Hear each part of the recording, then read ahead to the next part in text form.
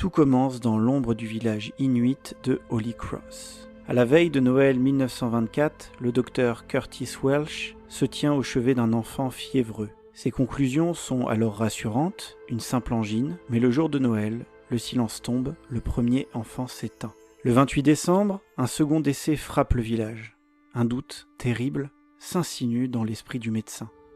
Il demande une autopsie pour écarter une menace plus sombre d'une infection de la gorge. Mais la famille refuse. Janvier s'installe et avec lui, 2 autres cercueils d'enfants inuits.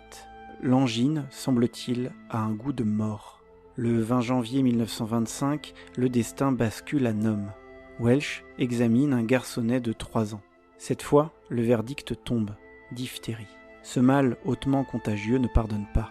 Le médecin se précipite vers sa réserve médicale. Son sang se glace. Il possède 80 000 unités d'antitoxines. Mais elles sont périmées depuis l'été 1924. Face au risque, il hésite et tente d'autres remèdes. Le temps presse et le virus n'attend pas. Le lendemain matin, le petit garçon succombe. Une petite fille de 7 ans présente à son tour les symptômes caractéristiques. Dans un geste de dernier espoir, Welsh lui injecte 6 000 unités de sérum périmé. L'urgence est absolue. Le maire, George Maynard, convoque un conseil municipal extraordinaire dans une atmosphère pesante. Le conseil du docteur est sans appel. Il me faut 1 million d'unités pour stopper l'hécatombe. Je n'en ai que 74 000 et elles sont expirées. La décision tombe, irrévocable. Nome est placé sous quarantaine. Le 22 janvier, la fillette décède à son tour. Isolé par les glaces, Welsh se tourne vers le télégraphe. Le message qu'il envoie au gouvernement et aux villes d'Alaska résonne comme un SOS désespéré. Épidémie inévitable, stop. Besoin urgent d'1 million d'unités, stop. Seul le service postal peut passer, stop. Le 24 janvier, le bilan s'alourdit. 2 nouveaux morts, 20 cas confirmés et 50 suspects. À Juneau, les autorités sont face à un dilemme impossible. Les ports sont bloqués par les glaces et les tempêtes font rage. Comment acheminer le salut à travers 1000 km de désert blanc ? 2 options se dessinent. La folie d'un vol aérien à moins 50 degrés ou un incroyable relais de traîneaux de chiens. La course contre la montre vient de commencer. Face à l'agonie de Nome, une idée audacieuse germe au bureau de la santé. L'avion.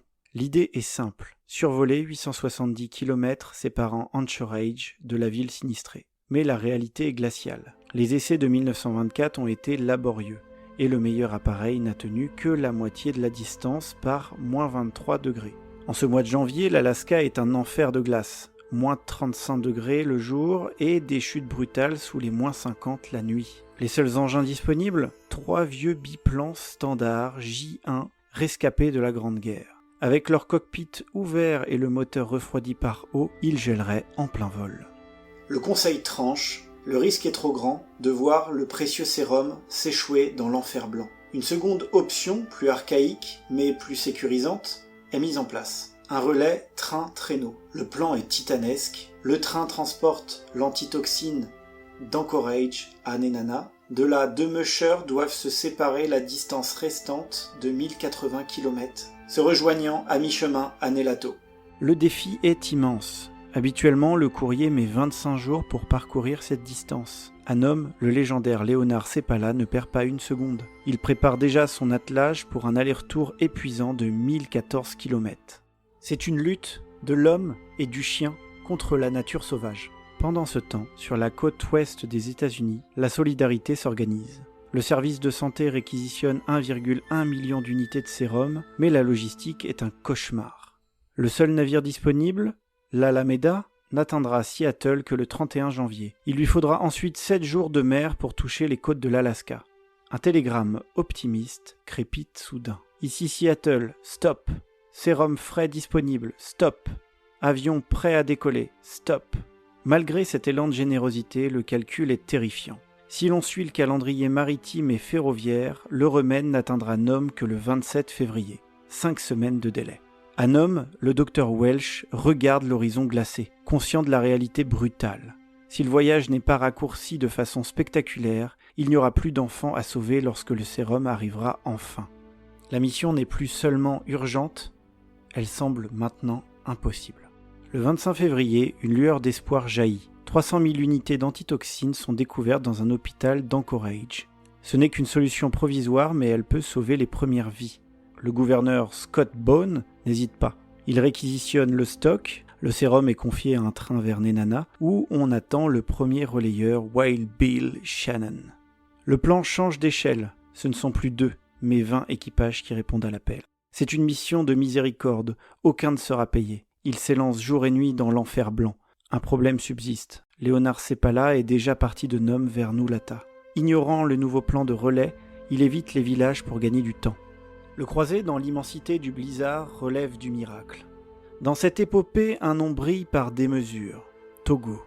Mené par Seppala, ce chien de tête hors du commun parcourt à lui seul 264 miles, soit l'équivalent de 425 km à travers les montagnes et les baies gelées en pleine tempête. À titre de comparaison, les 19 autres attelages parcourent en moyenne 31 miles chacun. Togo sauve ce précieux chargement au prix d'un effort surhumain. Pourtant, l'histoire va retenir un autre nom. Le 2 février, à l'aube, un traîneau épuisé entre enfin dans Nome. À sa tête, Gunnar Kaysen et son chien de tête, Balto. Les malades sont sauvés, la ville respire. La presse s'empare de l'événement et fait de Balto le héros absolu. Pour l'anecdote, lorsque le journaliste demande le nom du chien de tête, Kaysen répond d'abord « Fox », mais le reporter refuse. « Fox ? Cela ne va pas. Les lecteurs vont le confondre avec un renard. Et l'autre, comment s'appelle-t-il ? Balto ? » C'est ainsi que Balto, qui n'avait jamais été chien de tête de toute sa vie, entre dans la légende mondiale. Le temps a fini par rendre justice à chacun. Balto est immortalisé au musée d'histoire naturelle de Cleveland et devient la star d'un film d'animation en 1995. Quant à Togo, le véritable moteur de la course, il est sacré en 2011 par le Time Magazine comme le chien le plus héroïque de l'histoire. Son courage est célébré dans un film qui porte son nom, sorti en 2019. Aujourd'hui, chaque année, la célèbre course d'Iditarod fait revivre la piste de ses héros à 4 pattes. Rappelant au monde qu'en 1925, le destin d'une ville entière reposait sur le souffle de quelques chiens lancés au galop dans la neige. Le 2 février, le soulagement est immense, mais de courte durée. Le docteur Welsh est formel. Les 300 unités apportées par Kaysen ne suffiront pas à éradiquer totalement la diphtérie. Le spectre de l'épidémie rôde toujours sur Nome. Le 8 février, une seconde expédition bien plus massive s'élance depuis Juneau. Cette fois, ce sont 1,1 million d'unités de sérum qui doivent traverser l'enfer blanc. La machine des relais, désormais bien huilée, se remet en marche.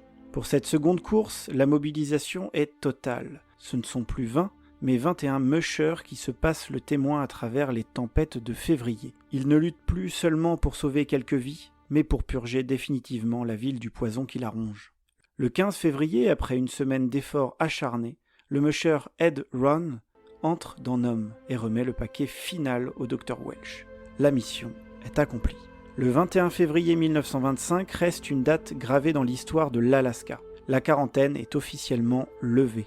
Les enfants peuvent à nouveau jouer dans les rues de Nome. Le village est sauvé, non pas par la technologie des avions, mais par la force brute et la fidélité des chiens de traîneau. Derrière la gloire et les médailles, le bilan humain et animal témoigne de la violence de l'épreuve. 150 chiens ont lutté contre le blizzard et des températures frôlant les moins 50 degrés. 6 d'entre eux ont payé de leur vie cet acte de bravoure ultime, succombant au froid et à l'épuisement sur la piste. Leur sacrifice a permis de transformer une tragédie qui aurait dû être historique en l'un des plus grands exploits de solidarité humaine. Si le sujet vous a passionné, je vous invite à cliquer dans la description sur un lien qui mène directement au podcast de La Horde Sauvage auquel je participe, puisque j'y ai chroniqué le film Togo qui retrace toute l'histoire du chien Togo tout simplement. Si cette vidéo vous a plu, vous pouvez la liker, la partager, même la commenter si vous le souhaitez. Pour ne rien rater des prochaines vidéos, vous pouvez vous abonner et activer la cloche. Sur ce, on se dit à la prochaine et surtout, restez curieux. Salut!